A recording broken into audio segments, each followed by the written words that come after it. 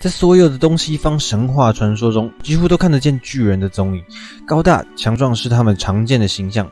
而在现在的社会中，巨人依然出现在神怪电影或电玩游戏里。这些高大异常的生物，尽管有时被描写成温和而无害，但大部分的故事都是将他们描述成可怕、贪婪、吃人而且又笨的怪物。除了拥有惊人的力气与食量外，他们也以攻击行为、战争等方面的事迹闻名。这次的主题就是巨人神话传说，那么我们就赶快开始吧。4. 阿尔戈斯。相传在古希腊的神话故事中，有一个叫做阿尔戈斯的巨人后代，他拥有100只眼睛可以轮流休息，因此他可以日以继夜地观察身边的一切。他还有另一个名字叫做潘诺普特斯，在古希腊语中的意思是总在看着的。他最大的功绩是除去了号称妖怪之母的厄克德纳，为天下扫除了一大祸害，但最后却因为宙斯的好色本性而葬送了生命。比拉斯奇人的国王伊纳科斯，他的女儿伊俄长得非常漂亮，连众神之王宙斯也为她的美貌倾倒。有一天，伊俄在草地上放羊，不巧被宙斯发现了。宙斯立刻化身为英俊男子来到凡间，用甜言蜜语试图和伊俄调情。宙斯说：“人间所有的男子都配不上你这样的美女，你只适合做万神之王的妻子。天这么热，为什么要让你这娇嫩的脸庞遭受烈日的曝晒呢？我就是宙斯，快把你的手递给我，让我们一起去树荫下休息吧。”这位不速之客的话让伊俄感到非常的害怕，表现出抗拒并开始逃跑。宙斯见状开始施展他的神力，使整个大地陷入一片黑暗之中，伊俄就这样落入了宙斯手中。说到这里必须提一下，其实宙斯是有老婆的。宙斯的老婆名叫赫拉，她是奥林帕斯山众神之中地位及权力最高的女神，是宙斯唯一的正妻，而且她还是宙斯的姐姐，是个非常奇妙的姐弟恋。赫拉发现了宙斯的不忠之后，便立刻降临到大地之上，并用神力将云层散开。宙斯对赫拉吃醋的恐惧甚至大于了他对伊俄的爱，他企图掩盖自己的通奸行为，于是便将伊俄变成一头雪白的小母牛。当赫拉向宙斯询问小母牛的来历时，宙斯却发誓他从未见过这头牛，只是碰巧遇到而已。可是这样的谎言早就被赫拉识破，赫拉装作很喜欢的样子，要求宙斯将小母牛送给他做礼物。宙斯左右为难，面有难色。赫拉见状就说：“不过就只是区区的一头小母牛而已，难道你还舍不得吗？”宙斯尽管很沮丧，但是不同意的话，自己偷情的事实就会立刻露馅了，只好强颜欢笑，将小母牛送给赫拉。为了防止伊俄变回人形，赫拉召来阿尔戈斯，让他日夜看守着这头小母牛。这可是一个完美的计划，因为阿尔戈斯有100只眼睛，可以随时观察着身边的一切。这么一来，宙斯便无计可施，只能眼睁睁地看着自己的偷情对象变成一只野兽。有一天，伊俄发现自己来到了自己的故乡，他的父亲伊纳克斯看到一头可爱的小母牛走向自己，就摸摸它可爱的身体，从小树上折下树枝来喂它。伊俄舔着父亲的手，这位老人却对此一无所知。远处的阿尔戈斯见状，马上从他手中抢走伊俄，牵着他离开，生怕出任何一点差错。宙斯无法忍受伊俄长期遭受折磨，就找他的儿子赫尔墨斯帮忙，要求他想办法从白眼巨人手中将伊俄拯救出来。赫尔墨斯是众神之中最聪明的，他化身一名牧羊人，来到放牧小母牛的草地上，一边走着一边吹出优美的笛声。阿尔戈斯听到笛音，从石头上站起来呼喊：“吹笛子的朋友，来这里遮阳休息吧！”听到邀请的赫尔墨斯立刻爬上山坡，坐在阿尔戈斯的旁边，开始攀谈了起来。接着，赫尔墨斯开始吹笛子，并且尽可能让曲调单调，使人想睡。白眼巨人阿尔戈斯连打了好几个哈欠，努力的抵抗着，但最后还是不敌睡意，睡了过去。赫尔墨斯见状，马上抽出利剑，砍下了白眼巨人的头颅。在阿尔戈斯死后，赫拉将他的眼睛取了下来，安在了孔雀的尾巴上。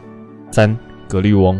格律翁是个高大如山的巨人，拥有3头6臂。他养着一群皮毛棕里透红的牛，这群牛有一只双头犬以及另一个巨人看守着。大力神海克力士是宙斯的私生子，遭人陷害而杀害了自己的妻儿。为了洗清自己的罪孽，他透过祭司的请示去找一名叫欧律斯透斯的国王，完成他要求的12项任务，其中一项就是取得格律翁的牛群。当海克力士抵达牛群的所在地时，闻到陌生气味的双头犬立刻展开攻击。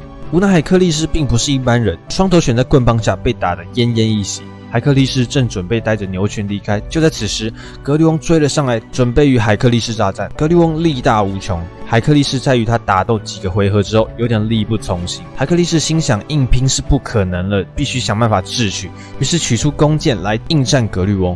这时赫拉也在天上观战。顺带一提，赫拉其实非常讨厌海克力士，在海克力士还小的时候，赫拉就曾放2条毒蛇试图杀死他，但并没有得逞。海克力士的弓箭是经过9头蛇血浸泡过的，含有剧毒，而且无药可解。但是海克力士并没有一开始就拿出毒箭，而是先用普通的弓箭试探格律翁。可是格律翁人高马大，弓箭对他来说根本无法产生作用。海克力士显得有点手忙脚乱，在稍微冷静下来之后，他发现格律翁的腰间是他的弱点，于是立马取出毒箭，朝着格律翁的腰间射去。格律翁因此中毒而死。海克力士也随着牛群完成任务去了。如果你喜欢我的影片，可以按喜欢或分享，点击订阅以及开启小铃铛，就可以持续获得相关影片咯。2. 伊米尔。在北欧神话中，最初天地间是一片混沌，没有天和地的分别，却有着一道巨大的鸿沟在这混沌之中。这条鸿沟就是金恩加之沟。鸿沟里面什么都没有，但是鸿沟的南北两面却别有洞天。鸿沟的北方尼弗尔海姆是寒冷的冰雪世界，又叫做雾之国。在这条鸿沟的南方，穆斯贝尔海姆则是酷热的火焰世界，时常会有冲天的喷射火焰，也叫做火之国。在这冰火五重天的环境下，冰霜与火焰不停的角力，竟慢慢的孕育出了生命。巨人始祖伊米尔就这样诞生了。身躯庞大的伊米尔在这混沌世界徘徊，寻找着食物。不知多少年过去了，在寒气与热量的循环中，又孕育出了生物。这次是一头名叫欧德姆布拉的母牛。随着母牛舔舐着冰雪上的盐粒，分泌出了不少牛乳，流出来的乳汁变成白色的河流，也成为了伊米尔的食物。在母牛的养育下，伊米尔变得非常健壮。有一次，他吃饱喝足之后，便沉沉睡去。醒来之后，在他的双臂之下，竟然生出了2个一男一女的巨人，在双腿下也生出了他的巨人儿子。后来，在他双臂下的巨人结为夫妻，养育着很多的巨人小孩。这些巨人小孩中，有个叫做密米尔的小巨人，具有极高的智慧天赋，是北欧神话中的智慧巨人。而在伊米尔脚下诞生的却是多头巨人，他们天性邪恶、愚笨，而且体型庞大。伊米尔之后又生下了一些巨人，这些巨人逐渐统治世界，因为他们都生在冰丘之上，所以被称为双巨人。顺带一提，双巨人是北欧神话中最古老的巨人，伊米尔也是双巨人之一。双巨人有别于一般的巨人，不像山巨人外表粗鲁，也没有像山巨人的残暴粗鄙，也不会像火巨人一样眼中只有破坏。但双巨人却是所有巨人种族中最有侵略性，也是最有野心的种族。同时，双巨人拥有所有巨人族中最强的装甲。母牛欧德姆布拉天天舔舐着冰雪，寻找盐霜。有一天，竟然从冰里舔出一个人，这个人就是众神始祖布利。布利英俊高大，性情温良。后来，他生出了一个同样优秀的孩子，名叫鲍尔。在伊米尔双臂下生出的巨人孩子之中，有个叫做贝斯特拉的女儿，后来成为了鲍尔的妻子。这对夫妻孕育了北欧神话中3位伟大的神，分别是威利、菲以及我们所熟知的奥丁。随着鲍尔的孩子渐渐长大，觉得待在这混沌的世界很委屈，就开始计划着要改变世界。在他们缜密的规划之后，他们成功打倒了洪荒世界的统治者伊米尔，成为了世界的主人。据说在雾之国与火之国对流的巨大烟雾之中，混进了埃利法加尔的河水。埃利法加尔是世界开始前就存在的12条河流，其中一条河流含有毒素，在这样的环境下产生的巨人始祖伊米尔，因为毒水的原因变得邪恶，也因为这个原因，基本上所有的巨人都是邪恶的。1. 刑天。刑天出自《山海经》，是中国古代神话传说人物之一。刑天原先是一名无名的巨人，和皇帝争位，在他与皇帝的大战中，被皇帝砍掉了脑袋。炎帝则是统治全宇宙的天帝，刑天当时是炎帝手下的一位大臣。炎帝在被皇帝在阪泉之战打败之后，刑天便跟随在炎帝身边，定居在南方。炎帝的手下之一蚩尤起兵复仇，刑天也想加入这场战争，但却被炎帝阻止。没想到后来蚩尤被皇帝给宰了。这个消息传回南方之后，炎帝感到非常的悲伤，开始为自己的处境担忧了起来。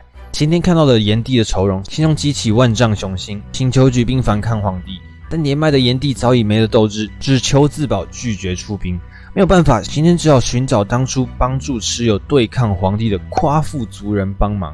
但到了夸父族人的居住地之后，却一个人也没有。尽管失望，但刑天还是一个人奔向昆仑山，准备与皇帝大战。来到昆仑山下，此时的皇帝正在宫中观赏仙女的歌舞。他听到刑天前来取自己性命的消息，顿时大怒，带上神剑前去应战。刑天与皇帝在云端各显神通，刑天挥斧如流星坠毁，皇帝挥剑则如闪电破空，双方打得你来我往。风云也为之变色，打着打着，两人达到一个叫长阳山的地方。此处是炎帝降生的地方，因为炎帝战败而成为了皇帝的领地。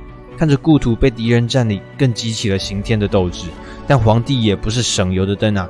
在双方打斗了几百回合之后，皇帝发现了刑天的破绽，于是立刻挥剑往刑天的脖子砍去。刑天一个不留神，他那颗像小山一样的头颅就从他的脖子滚了下来。皇帝挥剑将长阳山劈开，把刑天的头颅踢进去并埋了起来。你以为结束了吗？失去头颅的刑天并没有死去，但没了脑袋让他感到非常的惊慌。不过他还是重新站了起来，以自己的乳头当作眼睛，肚脐当作嘴巴，继续朝空中胡乱挥舞自己的斧头，像个疯子一样，展现着不屈不挠的斗志。皇帝见状感到有些害怕，但也不想再对刑天做些什么，这才悄悄地溜回昆仑山。